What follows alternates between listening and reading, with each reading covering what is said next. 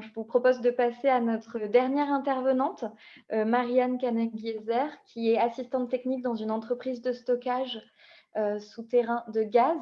Marianne, je vous laisse la parole pour parler un petit peu de votre parcours et puis de à quoi ça ressemble, votre métier.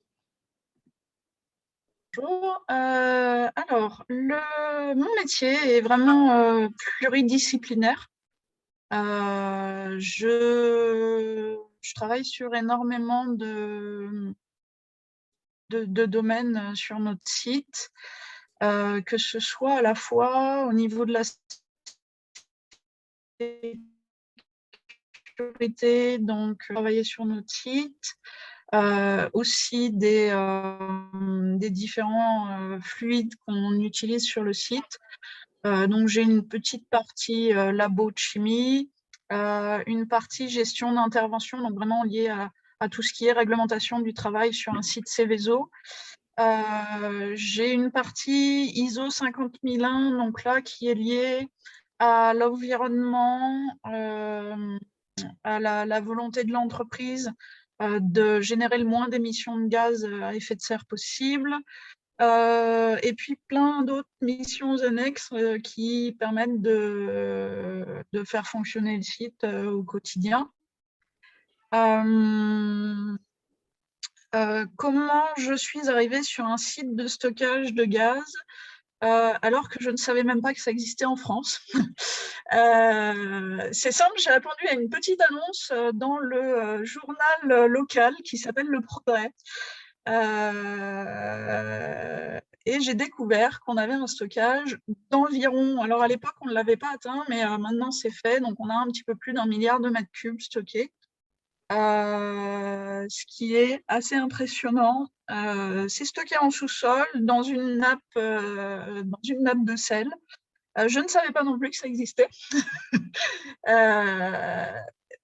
Du coup, en fait, ce qui m'a permis d'accéder à ce métier, c'est le fait que j'ai choisi justement en troisième, partir sur un bac. Alors à l'époque, c'était STI génie mécanique, option automatisme. Cette option, en fait, m'a été proposée par une prof de techno qui nous a fait faire des circuits intégrés électroniques, des petits gradateurs de lumière. Et en fait, moi, ça me plaisait bien. C'est vrai que la partie théorie, cours de mathématiques ne me passionnait pas, alors que l'aspect créatif de cette partie technologie était vraiment pour moi intéressant. Du coup, à la fin de ce bac, on m'a proposé de prolonger sur un BTS.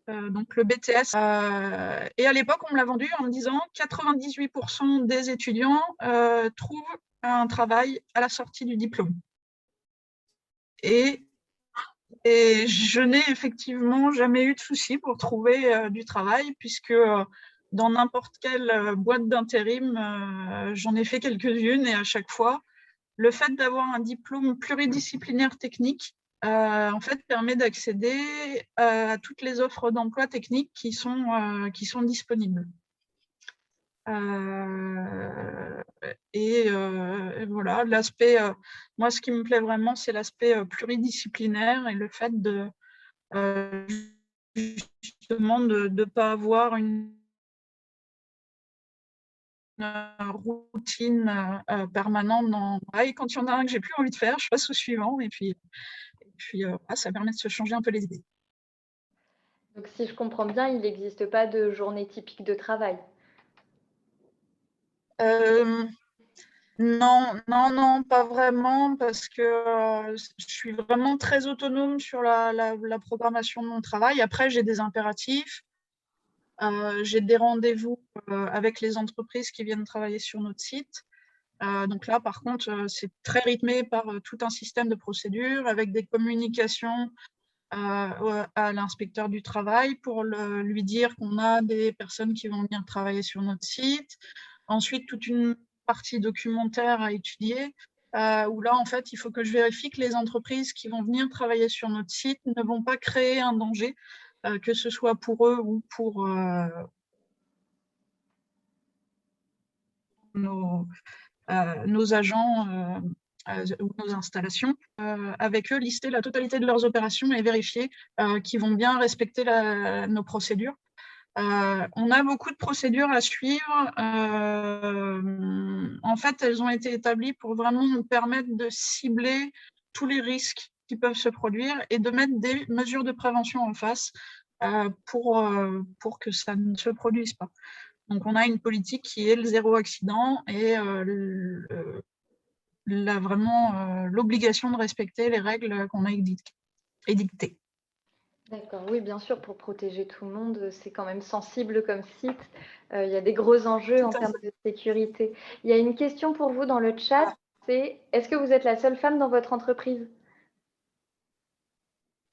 Alors, non. Après, dans les équipes techniques, on est peu nombreuses, je dirais, sur la France.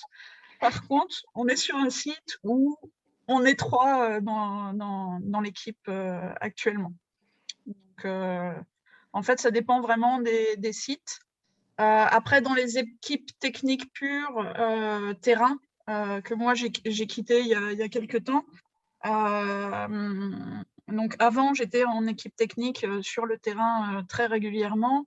Là, c'est pareil, sur une équipe de 10 personnes, j'étais la seule où on était 2 à certaines périodes. D'accord. Et vous travaillez dans une grande équipe? Comment ça se passe? Enfin, en termes Alors, d'effectifs. l'équipe à l'heure actuelle, il y a 6 personnes qui exploitent sur le terrain.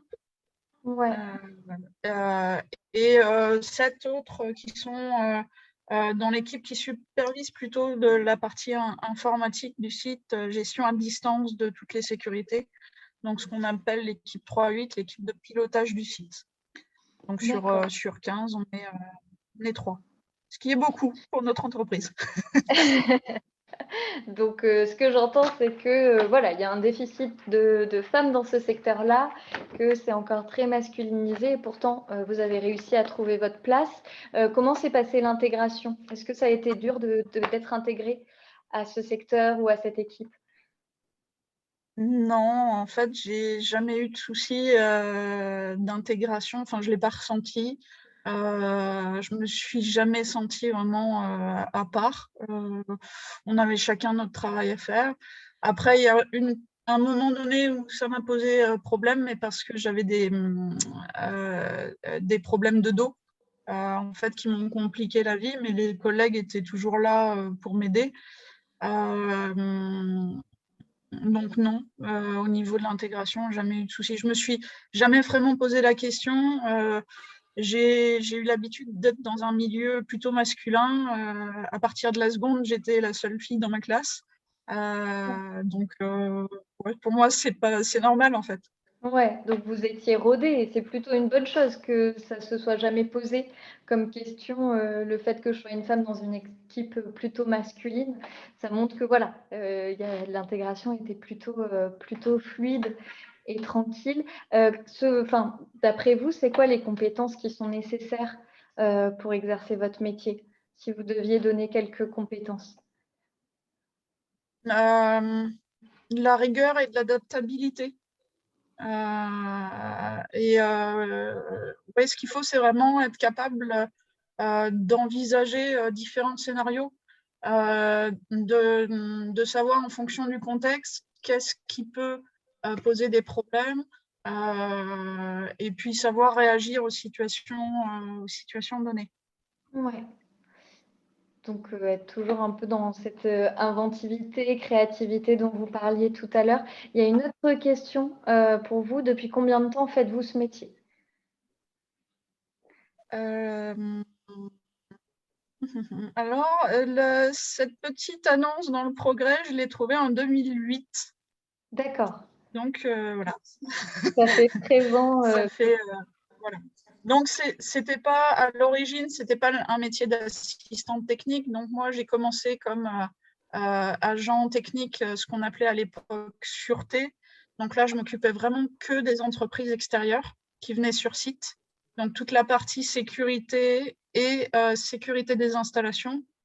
Donc, alors ce qu'on appelle sécurité des installations, c'est fermer les robinets qu'il faut pour purger le gaz dans la zone où les entreprises vont travailler.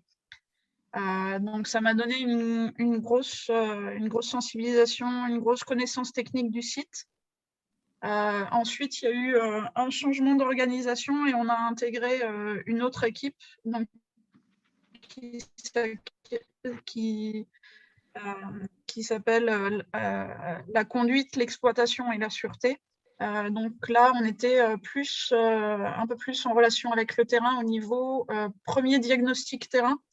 Donc aller voir sur place pourquoi l'installation s'est arrêtée, quel est le problème, est-ce qu'on peut y remédier tout de suite. Donc des fois, il suffit de tourner un bouton, de remettre à zéro une installation, de donner un petit coup de clé à molette, et puis c'est plus compliqué. Donc, on faisait appel à l'équipe maintenance. Et donc, c'est ensuite que j'ai cherché à changer de poste parce que j'avais ces problèmes de dos. Et du coup, j'ai ce poste qui s'est offert à moi et une très belle opportunité de varier encore les possibilités et puis les connaissances du site. Ouais, pour continuer dans cette pluridisciplinarité dont vous parliez tout à l'heure, qui caractérise votre activité. Peut-être quelques dernières questions avant de clôturer. En termes de salaire, si vous pouviez donner une fourchette pour juste nous indiquer le salaire de votre poste, donc le salaire mensuel, une fourchette. Une fourchette entre. Après, ça dépend parce que nous, on est passé sur des grilles salariales historiques de GDF. Ouais. Mais à l'heure actuelle, les personnes. Alors, moi, en plus, j'ai quelques années d'expérience. Donc là, je tourne autour des 2000 €, on va dire. Oui. Parce que c'est vrai que c'est une question qu'on ne pose pas assez souvent et qui permet d'avoir quand même des indications pour faire ses choix d'orientation plus tard. Peut-être un dernier mot pour clôturer. Est-ce qu'il y a un message que vous souhaiteriez faire passer aux jeunes filles qui nous regardent, qui sont en cours d'orientation, aux femmes qui sont en recherche de projets professionnels? Alors après, c'est mon avis personnel, hein. Moi, c'est vrai que le fait de partir sur un diplôme qui a 98% d'embauche de vie, je me suis jamais posé la question de savoir comment j'allais payer mon loyer le mois prochain. Je savais que quoi qu'il arrive, en allant dans une agence d'intérim, en répondant à des annonces, je trouverais du travail. J'ai vu ma sœur à côté de ça, qui avait choisi, parce que c'est ce qu'elle aimait, faire des études de ressources humaines, ce qui s'est retrouvée à envoyer des centaines de CV sans réponse, parce que le marché était complètement bouché. Et c'est vraiment une question qu'il faut se poser, c'est quel avenir est-ce que j'envisage? Après, si on veut vraiment faire quelque chose, il faut s'en donner les moyens et il faut se battre pour ça. Quand on aime quelque chose, il faut se donner à fond et quoi qu'il arrive, on sera du coup fort et on pourra se présenter comme quelqu'un de très motivé et de battant. Et pour moi, c'est vraiment ça, c'est vraiment de se dire, ce que je fais, je le fais à fond parce que de toute façon, je le fais pour moi et c'est ce qui compte. Oui, tout à fait. Je pense que c'est un beau message et ça permet de souligner à quel point justement les métiers techniques sont porteurs de débouchés. Ça recrute dans ces secteurs-là. Il ne faut pas hésiter à y aller si c'est un domaine qui vous intéresse parce que voilà, vous êtes la preuve vivante que dans ces métiers, il n'y a pas d'inquiétude au niveau de trouver un emploi. Ça recrute, ça embauche. Donc voilà. Merci beaucoup. On arrive à la fin de Et c'est cette. plus facile de rebondir. Et c'est plus facile de rebondir, tout à fait, tout à fait. Merci beaucoup en tout cas pour ce témoignage.